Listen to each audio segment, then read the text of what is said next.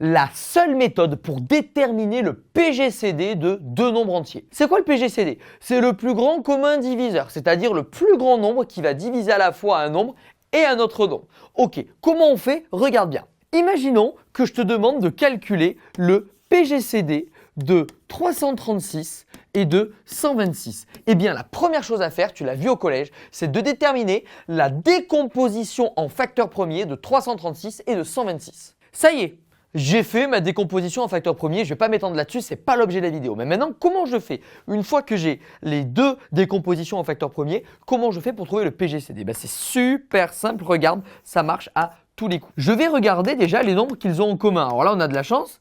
2 est en commun dans les deux décompositions, 3 est en commun dans les deux décompositions et 7 l'est aussi. Et on va choisir les nombres dont l'exposant est le plus petit. Ici, on va garder 2. Si on avait eu 2 au carré, on aurait gardé 2 au carré. Si on avait eu 2 au cube, on aurait gardé 2 au cube. Si on avait eu 2 à l'exposant 4, on aurait mis 2 exposant 4. Cependant, si on avait eu 2 exposant 5 ici, il aurait fallu garder 2 exposant 4.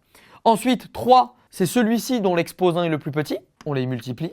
Et enfin, 7, c'est les mêmes, donc on peut garder que ce soit l'un ou l'autre, ça ne change rien. Ce qui me permet d'affirmer que le PGCD de 336 et de 126, c'est 2 x 3, 6, 6 x 7, 42. C'est-à-dire que le plus grand diviseur commun à 336 et 126, c'est 42.